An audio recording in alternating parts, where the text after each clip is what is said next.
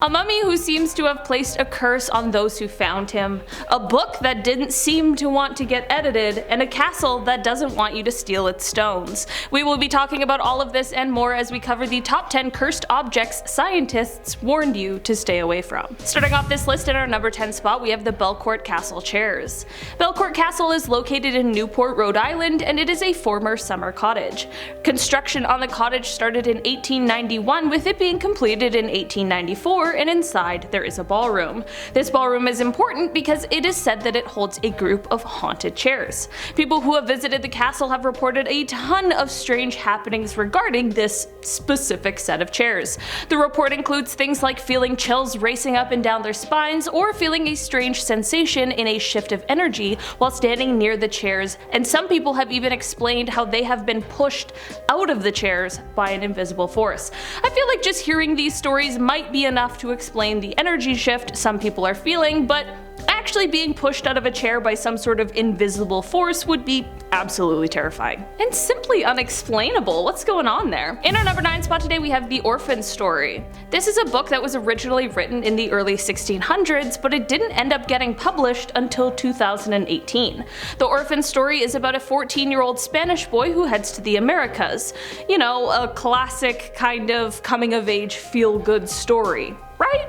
Well, not exactly, and that is exactly the reason it took so long for this book to be published. While the curse in this book doesn't come from the story itself, there is something dark lurking in those pages. The book's publisher, Belinda Palacios, who worked on the book for 2 years, explained that throughout those years she was often warned of the cursed book, and how every publisher who had tried to work on it before ended up passing away in a mysterious way before they could finish the book. When Belinda looked into this, it turned out to be true. Her research showed that those who had tried to edit the book before her either found themselves in horrible accidents or with strange illnesses. Luckily, Belinda made it through the process unscathed, so let's hope that maybe the curse has been lifted. Either way, it's probably one I'll personally stay away from. In our number 8 spot today, we have the Dybbuk Box. This box, which was originally just a plain old wine box, is said to have been possessed by a Dybbuk, which in Jewish mythology is a malicious demon that takes over the bodies of living people and uses them for evil. The box began to gain attention in 2001 when it was being auctioned off on eBay. The seller explained that he had bought it at an estate sale of a woman who had survived the Holocaust. When he first opened the box, he found 2 1920s pennies, a lock of blonde hair bound with a cord, a lock of black or brown hair bound with a cord, a small statue engraved with the Hebrew word shalom, a small golden wine goblet, 1 dried rosebud, and a single candle holder with 4 octopus-shaped legs. Since he bought the box, he reported that strange things began happening, such as really horrific nightmares for him and anyone who had stayed around or touched the box, and when he gave this box to his mother as a birthday gift, she suffered a stroke the same day. The box ended up in the hands of Zach Bagan, who is a paranormal investigator, and it now resides in his haunted museum. The box also gained even more attention in 2018 when Post Malone touched it and has apparently been dealing with the repercussions of that ever since. In our number 7 spot today, we have the Iceman. Okay, this one is not an object because it is rather a mummy who was once a real living person, but I still had to include him on this list because this story is wild. The mummy of Otzi, who is referred to as the Iceman, was found in 1991 in the Otsal Alps in Italy. It is believed that Otzi lived around 3000 BC, and his body became mummified and preserved because of the glacier that surrounded him post-mortem. While this is an incredibly interesting discovery, the finding of Otzi may have come in a package with an old curse just waiting to be released. Here's the thing, the people who helped with the discovery of Otzi are all dying under very mysterious circumstances. I mean, we are currently at person number 7 within 1 year, so that's very suspicious. When molecular archaeologist Tom Loy was writing a book about Otzi, he passed away from a blood-related condition that he was diagnosed with shortly after becoming involved with the Iceman.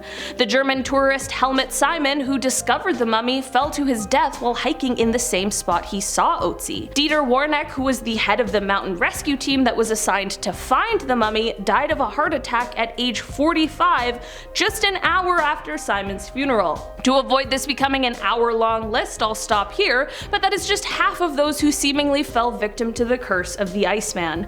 I don't know, maybe disturbing a man who's been in the same spot for 53 centuries wasn't the best idea anyone's ever had. In our number 6 spot today, we have the Anguished Man. This is a painting that holds many secrets, the first two being when and who created it.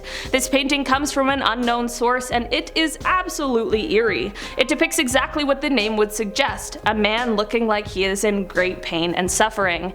The painting is apparently made of a mixture of paint and blood, and it is said that the creator ended up taking his own life shortly after making it. Because of the unknown origins and this little tale that goes along with it, the painting already gives off some extremely creepy energy, but if that wasn't enough, the man who currently owns the painting claims that it is haunted.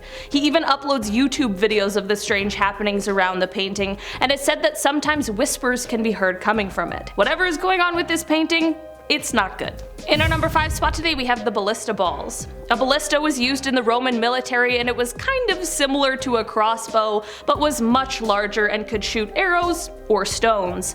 In 1989, there was archaeologists that were working by the Israeli-Syrian border when they found these large stones close to what seemed to be the remains of a ballista, but around 1995, the stones ended up getting stolen, but it took a while for anyone to notice. Fast forward to 2015, and the same stones that were stolen ended up in the courtyard of the museum in Israel with a note left from the person who stole them. The note explained that ever since they took them, he had experienced terrible luck and believed the stones were the reason. He had a very successful business that suddenly began to fail after he took the stones, and later his family abandoned him and he was forced to get rid of almost all of his possessions to settle all of his debts so as to not go bankrupt.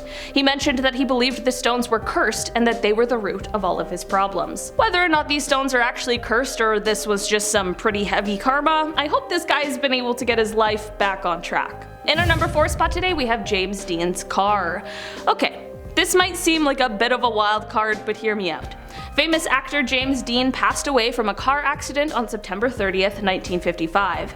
He was driving his silver Porsche 550 Spyder, which he had just purchased recently. This was only the beginning of the car's curse, however, as after James' passing, the remnants of the totaled car were bought by a man named George Barris.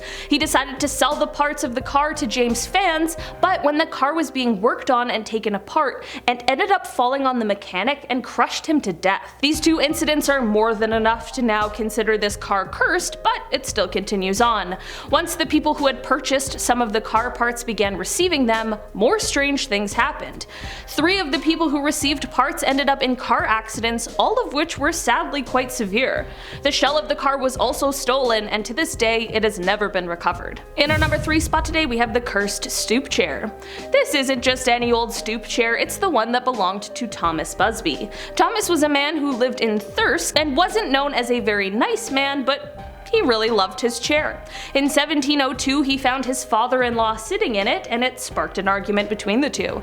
The father-in-law threatened to take his daughter back, and that's when Busby kicked him out of the house. After this, Busby ended up going over to the father-in-law's house and actually kills him with a hammer and then hid the body in the woods.